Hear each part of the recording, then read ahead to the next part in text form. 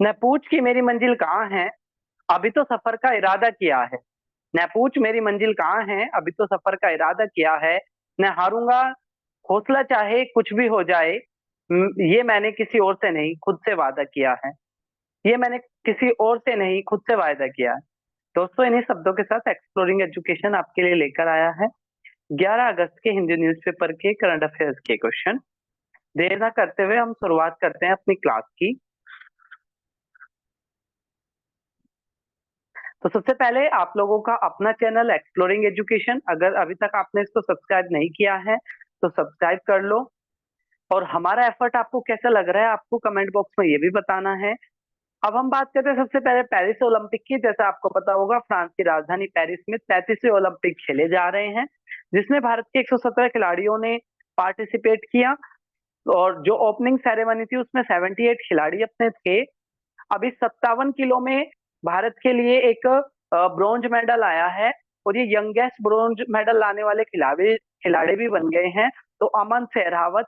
इसके अलावा अगर बाकी बात करें तो इंडियन हॉकी टीम ने भी back to back Tokyo Olympic में भी ब्रॉन्ज जीता था, अब की बार भी ब्रॉन्ज जीता है। सरबजोत सिंह ने मिक्स शूटिंग के इवेंट में 20 मीटर की पिस्टल शूटिंग में क्या जीता है, भारत के लिए ब्रॉन्ज जीता है। मनु भाकर ने भी दो ब्रॉन्ज मेडल जीते, एक इंडिविजुअल और एक आपका टीम वाला।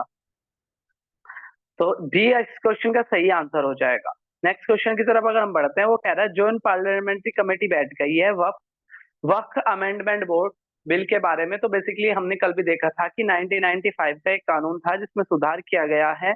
और वक्फ क्या होता है, जब कोई अ, इस्लाम धर्म के अंदर कोई दान देता है अपनी प्रॉपर्टी, तो खुद को, तो वो प्रॉपर्टी वक्फ कहलाती है। अब इसमें एक सुधार किया गया है, एक तो जो नॉन मुस्लिम भी इसके क्या होंगे, कैंडिडेट होंगे, साथ ही साथ जो महिलाएं हैं वो भी इसमें क्या बनेगी, इसके पैनल की सदस्य बनेगी। और कोई प्रॉपर्टी वक्फ की है कि नहीं, ये डिसाइड करने का जो अधिकार है ना, वो कलेक्टर को दे दिया है।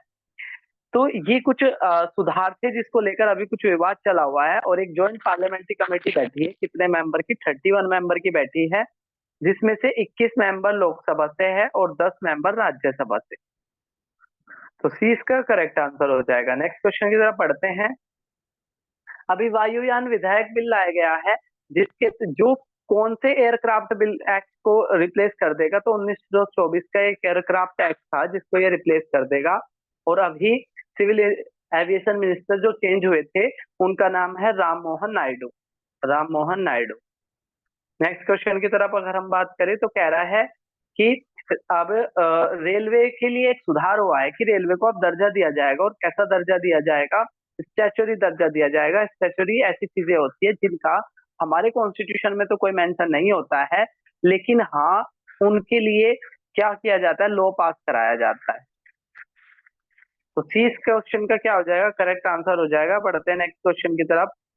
नेक्स्ट क्वेश्चन कह रहा है कि इंडिया की हिस्ट्री में पहली बार आर्टिकल 67 के क्लोज बी का प्रयोग किया जा रहा है। आर्टिकल 67 का क्लोज बी ये कहता है कि भारत के उपराष्ट्रपति के खिलाफ क्या लाया जा सकता है, इम्पीचमेंट लाया जा सकता है, आपदस्थ करने का प्रस्ताव लाया जा सकता है।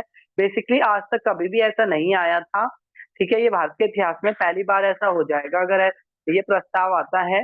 तो आर्टिकल 67 बी के तहत किसके लिए इम्पीचमेंट आता है, वाइस प्रेसिडेंट के लिए।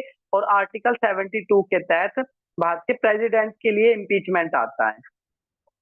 नेक्स्ट क्वेश्चन की तरफ बढ़ते हैं। नेक्स्ट क्वेश्चन कह रहा है कि नया ट्रीटमेंट आया है जिसका नाम है बीपल। बीपल फुल फॉर्म है बेडिक्विलिन ट्रिमेटोल एंड लाइंजोलोइड। और बेसिकली ये किससे जुड़ा हुआ है, ये ड्रग रेजिस्टेंस टीबी के क्विक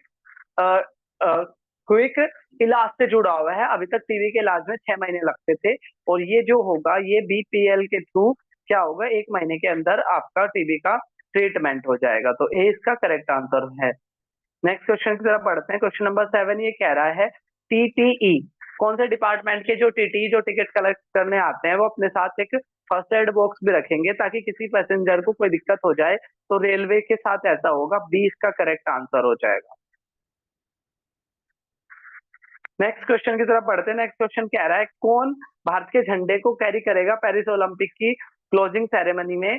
तो जो जब ओपनिंग सेरेमनी हुई थी तो पीवी सिंधु और शरत कमल भारत के झंडे को लेकर चले थे, और श्रीजेश और मनु भाकर क्या करेंगे, क्लोजिंग सेरेमनी में भारत के झंडे को लेकर चलेंगे। तो सही आंसर क्या हो जाएगा, श्रीजेश और जो हॉकी के गोलकीपर है, और मनु भाकर जो शूटिंग में जिन्होंने 2 ब्रॉन्ज मेडल भारत को दिलाए हैं। नेक्स्ट है, कौन से यंगेस्ट इंडिविजुअल बन गए जिन्होंने ओलंपिक के अंदर मेडल जीता है। तो यंगेस्ट करे यानी कि सबसे कम उम्र में, तो अमन सहरावत बन गए हैं जिन्होंने 57 केजी की रेसलिंग में भारत के लिए ब्रॉन्ज मेडल जीतकर दिखाया है। नेक्स्ट क्वेश्चन की तरफ बढ़े तो नेक्स्ट क्वेश्चन कह रहा है कि किसने गोल्ड मेडल जीत लिया फुटबॉल का, यानी कि फुटबॉल का टूर्नामेंट किसने जीत लिया है ओलंपिक के अंदर। तो स्पेन ने जीत लिया है, ठीक है। स्पेन ने जीत लिया है, किसको हराकर, फ्रांस को हराकर, ठीक है। स्पेन ने फ्रांस को हराकर, ठीक है, ये जीत लिया है। और अगर हम बात करें, आगे एक क्वेश्चन आएगा महिलाओं का भी, ये तो मेल का था। किसने चीफ जस्टिस ऑफ बांग्लादेश की पोस्ट से रिजाइन कर दिया है। तो मोहम्मद यूनुस तो वहां के नए प्राइम मिनिस्टर बने हैं। शेख हसीना ने प्राइम मिनिस्टर के रूप में रिजाइन दिया है। अब्दुल हसन वहां के चीफ जस्टिस थे, जिनको आंदोलनकारियों ने, ठीक है, रिजाइन अभी दिलवा दिया प्रेशर डालकर, और सैनुबुद्दीन वहां के प्रेसिडेंट है।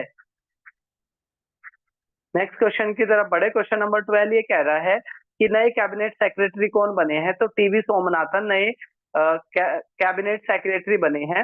राजीव गुभा का टेन्योर खत्म हो गया है। विनय कवेत्रा, ठीक है, विनय कवेत्रा जो फॉरेन सेक्रेटरी के रूप में रिटायर हुए थे, 34 से फॉरेन सेक्रेटरी के रूप में, और 35 से बने थे मिस्री, ठीक है, 35 से बने थे मिस्री, 34 पे रिटायर हुए थे विनय कवेत्रा जी। और ये विनय कवेत्रा जी अभी यूएस में एम्बेसडर बन गए भारत के। नेक्स्ट क्या है, प्रधानमंत्री मोदी ने कितनी क्लाइमेट रेजिलेंट फसलों का इनोग्रेशन करा है। तो 109, 109 ये ऐसा जो क्लाइमेट को, किसी भी एक्सट्रीम क्लाइमेट को झेल सकती है, ऐसी कितनी फसलों का इनोग्रेशन करा है, 109 फसलों का इनोग्रेशन करा है। नेक्स्ट क्वेश्चन की तरफ बढ़ते हैं, वो कह रहा है कौन सा नटवर सिंह जिनकी हाल ही में डेथ हो गई उनके बारे में रोंग है। पहला स्टेटमेंट तो बिल्कुल सही है, फॉर्मर एक्सटर्नल अफेयर मिनिस्टर हुआ करते थे।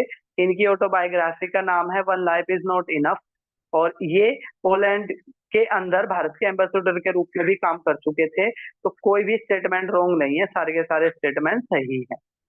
क्वेश्चन नंबर 15 की बात करें तो the road of to freedom economics and the good society के राइटर कौन है। बेसिकली उन्होंने इस बुक में ये बोला है कि जो एलपीजी की पॉलिसी है, ये मार्केट ओरिएंटेड जो इकोनॉमिक पॉलिसी है, इसकी वजह से पूरे देश को फायदा होने की बजाय कुछ इंडिविजुअल, कुछ गिने चुने लोगों को ही फायदा हुआ है। तो इस बुक के राइटर है जोसेफ स्टैलिक। नेक्स्ट क्वेश्चन की तरफ अगर हम बढ़े तो कह रहा है किसने वुमेन का ओलंपिक फुटबॉल टूर्नामेंट जीत लिया है। तो बेसिकली अभी हमने ये बात करी थी कि पेरिस ओलंपिक के अंदर मैन का जो था वो स्पेन ने जीता था फ्रांस को हराकर, और जो फीमेल का है, ठीक है, वो यूएसए ने जीत लिया है, ठीक है, यूएसए ने जीत लिया है, ठीक है, इंग्लैंड को हराकर। नेक्स्ट क्वेश्चन की बात करें, किसने मैन और वुमेन का स्क्वैश का टूर्नामेंट जीत लिया है। तो मैन में अभय ने, और वुमेन में अनाहत ने, ठीक है, अभय और अनाहत ये याद रखना है आपने, ठीक है। सी इस क्वेश्चन का करेक्ट आंसर हो जाएगा, C is the correct answer of this question. ये था आपका लोगों का अपना चैनल एक्सप्लोरिंग एजुकेशन। अगर आपको ये अच्छा लगा हो, ये सेशन अच्छा लग रहा हो, हमारे प्रयास अच्छे लग रहे हो, तो कमेंट बॉक्स में अपना फीडबैक दे सकते हो और चैनल को सब्सक्राइब कर सकते हो। फिर मिलेंगे हम डेली हिंदी न्यूज़पेपर की अगली कल के क्वेश्चन सीरीज में। तब तक के लिए टेक केयर, जय हिंद, जय भारत।